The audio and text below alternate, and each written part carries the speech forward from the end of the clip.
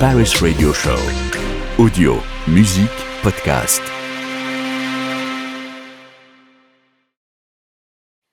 Écoutez, bonjour, je suis Emmanuelle Fortunato et je suis la directrice commerciale du studio de podcast indépendant Nouvelles Écoutes. Et moi, donc, je suis Flora Tiberghien, je suis responsable de Native, la régie publicitaire intégrée de Nouvelles Écoutes. Et on était censé démarrer ce pitch par un message au thread de Clémentine Gallet, qui était présente il y a 5 minutes. Ah oui, elle est partie. Dommage. Donc la créatrice de Bliss.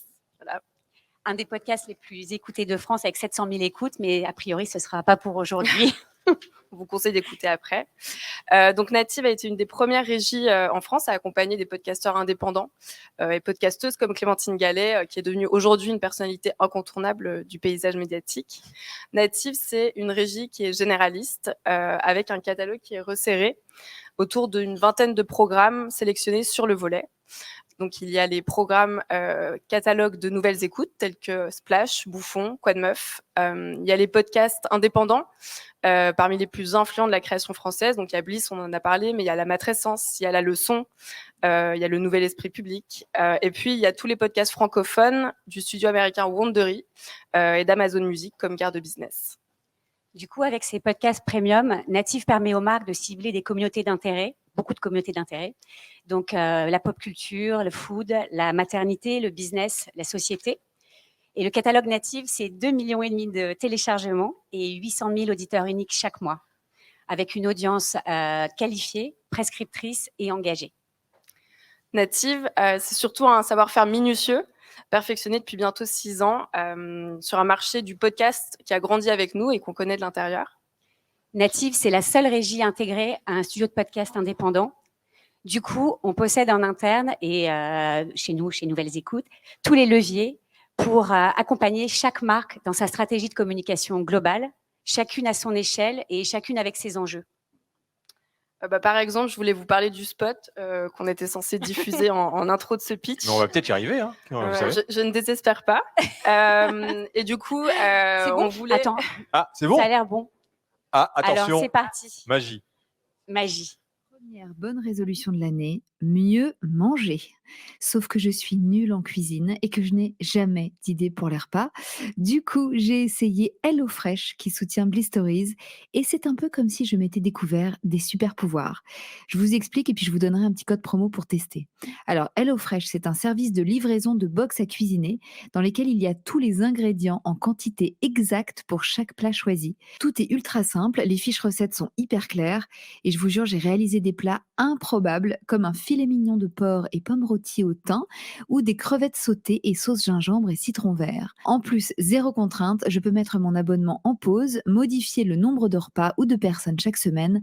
Bref, c'est du sur-mesure qui facilite à mort le quotidien. Alors de la part de toute ma famille, bravo HelloFresh de m'avoir réconcilié avec la cuisine. Et si vous voulez essayer, le code BLISS en majuscule donne 25 € de réduction sur vos 2 premières commandes. Alors bon appétit et maintenant, place à l'épisode. Ça valait le coup quand même. Hostread. Elle y croit. Voilà. Et ça arrive... Hostread, tu dis. Ouais, ou Hostread, comme on veut, je pense. Ça dépend de Non, l'accent. Oui.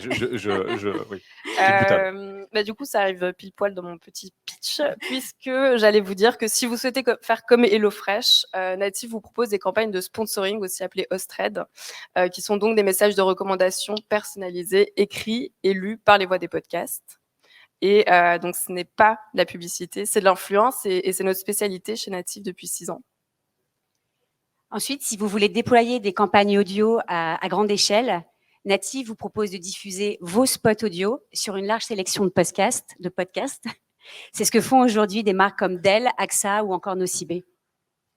Si vous souhaitez être intégré au cœur du contenu, soyez les premiers à co-brander des épisodes de podcast dans lesquels vous pourrez prendre le temps d'explorer une thématique et en vous adressant à une audience fidèle et attentive. C'est ce qu'a fait l'Unédic récemment pour parler reconversion et travail partiel à travers 2 épisodes de Splash, le podcast sur l'économie.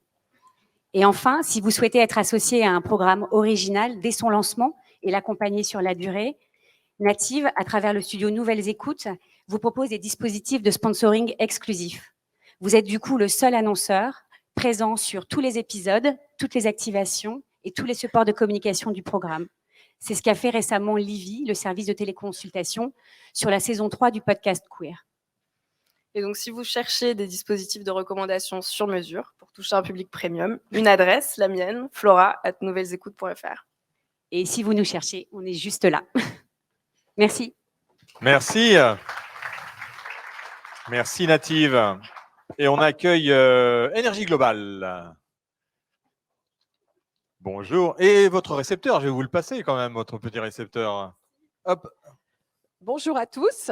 Donc, au nom d'Énergie, je suis très heureuse d'être avec vous aujourd'hui. Énergie, c'est 4 belles marques médias que vous connaissez tous, je suis sûre. Et Hugo, il faut l'écouter sous la douche. Énergie, Chérie, Rire et Chanson et Nostalgie. Voilà, pour ne pas les nommer. Quelques chiffres, parce que je ne peux pas résister. Ceux qui me connaissent savent que les chiffres, j'aime ça. Juste pour vous dire, nous, on est un groupe audio qui existe depuis 81 et aujourd'hui, on touche 10 millions d'auditeurs tous les jours et on fait 50 millions de sessions d'écoute sur nos web radios et sur nos podcasts tous les mois. Donc, voilà, on a des communautés qui sont vraiment très, très larges. Alors, moi, j'ai envie de rebondir sur la baseline audio, musique, podcast, parce que c'est vraiment fait pour nous. La musique, c'est évidemment notre ADN, puisque créé en 81, on est vraiment ancré à l'origine dans la musique. Et on sait que la musique, c'est le premier centre d'intérêt des Français. Donc, ça tombe bien, on est là. Le deuxième axe, c'est l'audio. L'audio, c'est clé, puisque maintenant, il faut savoir que vous avez 20% de l'écoute de la radio qui se fait de manière digitalisée. Et donc, il y a, grâce à l'audio, en fait, quelque chose d'absolument génial qui est en train de s'opérer.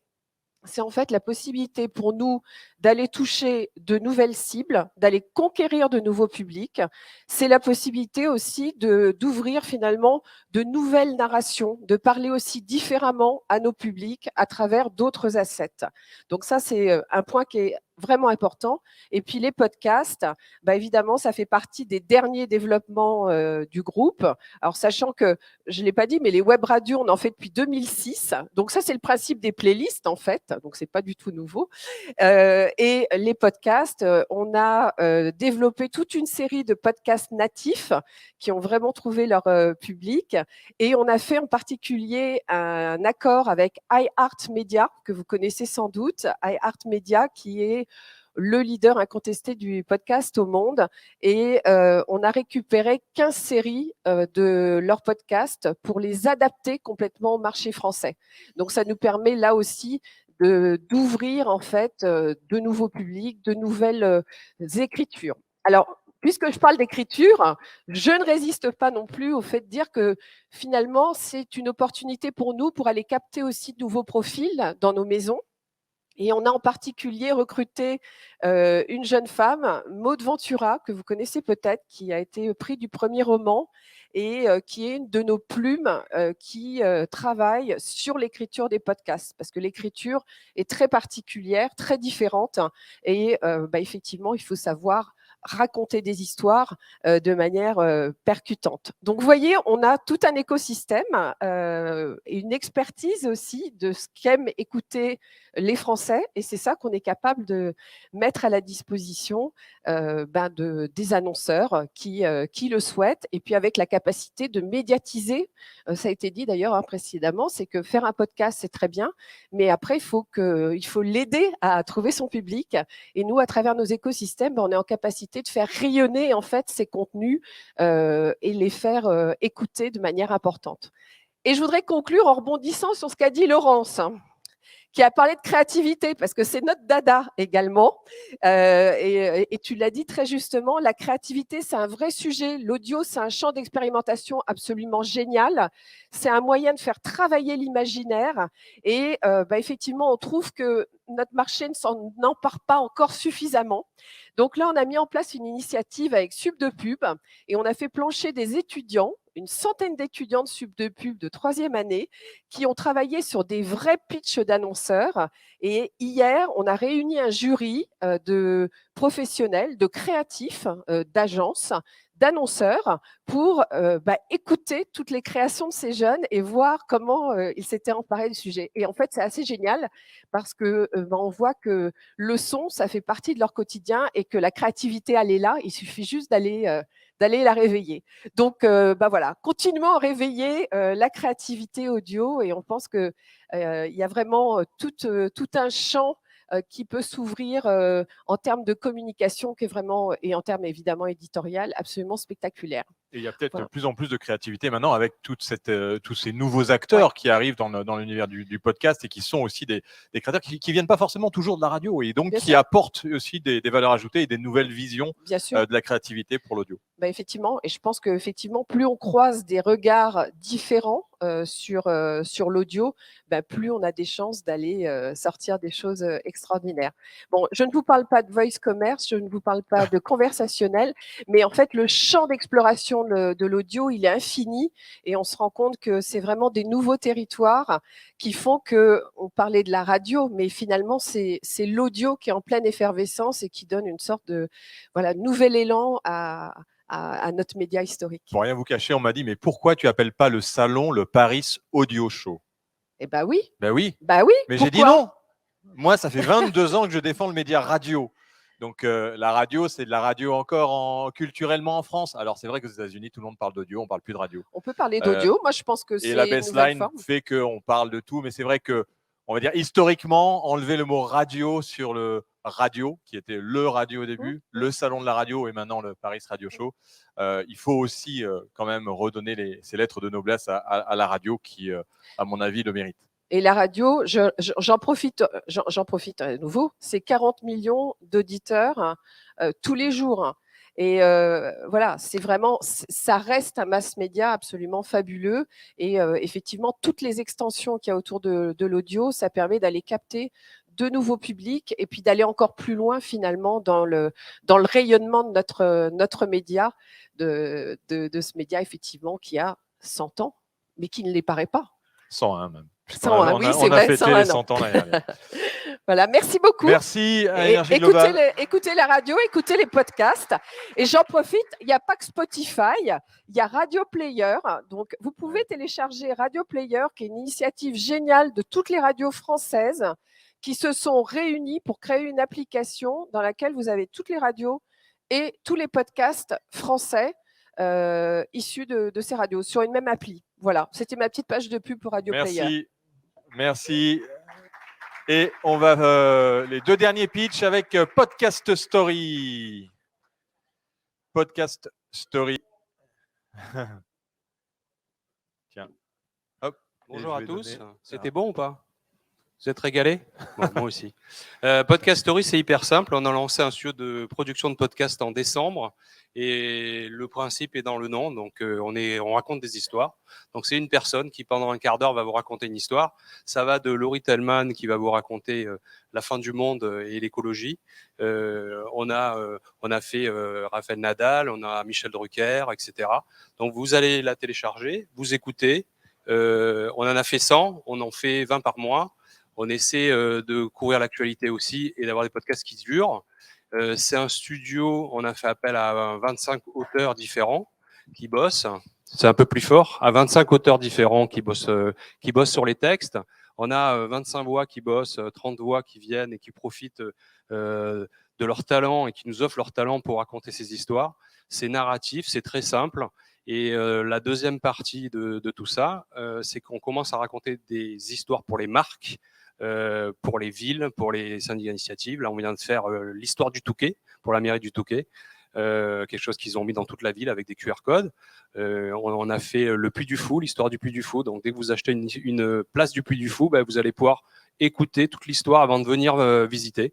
Donc, on va mettre tous ces talents, écriture, voix, production, pour raconter des histoires des marques, raconter les histoires des sociétés, les histoires des startups, raconter, etc. Et c'est comme ça qu'on va pouvoir financer cette plateforme et faire grandir l'audience. Voilà. Merci pour tout. Essayez de télécharger si vous avez un téléphone. Vous avez des trucs à télécharger. C'est assez addictif. Hein. Oui. Non, mais application qui fonctionne bien et qui est très efficace. Tiens, si tu veux écouter la radio. On ne sait jamais. Merci, Podcast Story. Et avant le dessert et le café, on termine avec Saouti. Pour ce dernier pitch de ce meet-up régie. Hop, c'est à toi. Eh ben, écoute, merci Philippe pour cette tribune. Saouti, nous, on est un acteur de l'audio digital. On n'est pas tout à fait récent puisqu'on est né en 2009. On a donc 13 ans. On articule deux grands métiers. On est d'une part un fournisseur de technologie. Ça, c'est un ancrage qui est assez fort chez nous. On a une grosse équipe de R&D. On fournit évidemment des plateformes d'hébergement, de diffusion, de distribution, de monétisation de contenu audio, de podcasts. Mais on propulse aussi, on motorise des web radios. On fournit des applications mobiles qui sont compatibles CarPlay, Android Auto. On est capable de générer des flux. On est capable de s'interfacer avec des outils du monde traditionnel de la radio. On fait des très beaux projets, typiquement récemment embarqués par notre partenaire RCS pour monter la web radio du Parlement européen qui émet en 7 langues, donc au travers 7 canaux disponibles. Il y en aura plus d'une vingtaine dans les mois à venir. Donc c'est beaucoup de technologies et d'outillage. On livre des solutions clés en main à des éditeurs, des pure players qui montent des médias radio sectoriels, Radio Imo dans le domaine de l'immobilier. Ça peut être encore dans le domaine juridique, l'ex radio typiquement. On a plusieurs dizaines de ce type-là. Ce sont vraiment des néo-radios, des néo-médias. Et puis par ailleurs, on équipe également bon nombre d'entreprises, à la fois, alors soit des entreprises qui se situent dans une logique de communication de marque et qui se sont appropriés l'audio pour fédérer leur écosystème, leur raconter des histoires, ce qu'on racontait très bien tout à l'heure, un certain nombre de studios de production, mais également dans des logiques aussi de communication interne. On peut même dire que des groupes comme Orange, comme le Crédit Agricole, comme Groupama, se sont appropriés ces technologies-là depuis fort longtemps d'ailleurs, bien avant de faire de la communication de marque, de s'approprier l'audio pour faire de la communication de marque. Les RH ont beaucoup travaillé plutôt à l'utilisation de l'audio pour créer du lien au sein des entreprises. Et on a énormément de réalisations dans ce domaine-là. Et par ailleurs, et ça c'est le deuxième métier de Saouti, on est aussi une agence éditoriale de création de contenu. Et c'est une équipe qui est composée de journalistes, de réalisateurs, qui viennent du monde de la radio, de la télévision, qui fédère également tout un écosystème d'auteurs, de scénaristes, de comédiens, quand besoin. Et on crée des contenus sur mesure, sur la base de la mesure des enjeux en termes de communication de nos clients. Et on va aller leur proposer des formats et on va produire pour eux l'ensemble de ces contenus, sachant que on sait faire également du live. C'est ça aussi l'intérêt, c'est-à-dire que à la fois on a on va dire une très forte appétence pour le délinéarisé, on le voit bien, on est à peu près tous réunis pour cette raison-là ici. Mais ce qui est intéressant, c'est qu'on peut faire du podcast live, ce qui paraît paradoxal, et pourtant c'est tout à fait possible, avec des études de production virtualisées telles que ceux qu'on propose, et qui permettent effectivement, à la fois donc en dehors d'un flux, ce qui est également possible de faire, et bien de donner des grands rendez-vous à son audience au travers d'émissions qui sont live et bien sûr disponibles dès la fin de la diffusion sur la page podcast de votre site, si c'est votre site, ou sur l'ensemble des plateformes qui malheureusement pour le coup n'acceptent pas encore qu'on puisse générer du live sur leur propre plateforme, mais néanmoins on peut articuler en tout cas les deux dimensions et une partie de notre mission c'est quand même de réunir l'ensemble de ces composantes-là dans un univers spécifiquement digital. Et voilà. Et je me rappelle, ça s'appelait au début la Wiki Radio. Oui, c'est vrai, tout à fait. Hein on l'a renommé, ça s'appelle le Live Maker aujourd'hui. On a effectivement 3 grands produits. Le Live Maker qui là, c'est du flux. Il y a Octopus qui est la plateforme d'hébergement de podcasts, diffusion, distribution, mesure d'audience, etc. Et le Podcast Maker qui est un produit, une plateforme intermédiaire où, au-delà de l'hébergement, on va proposer un ensemble de dispositifs dédiés, sites aux couleurs du client, complètement personnalisés, des applications mobiles si c'est nécessaire, des outils qui permettent de s'intégrer dans des applications mobiles existantes si c'est nécessaire.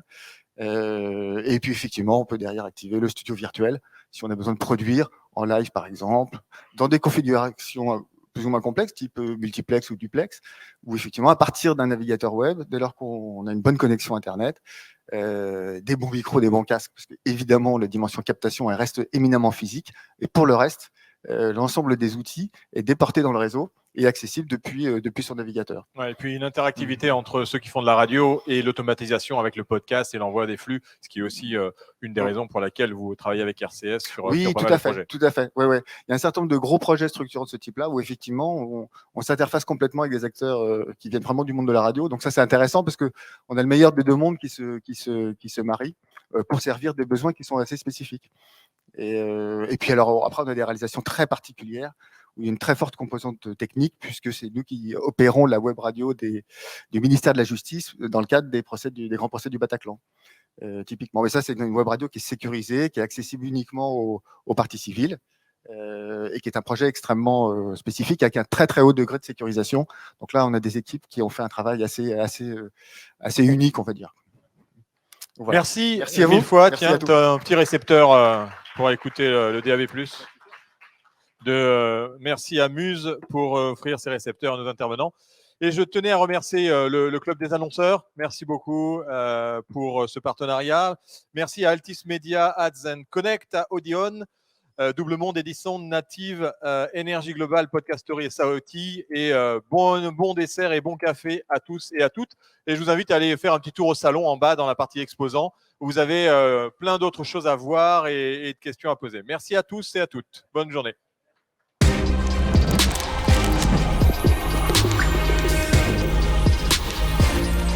Paris Radio Show.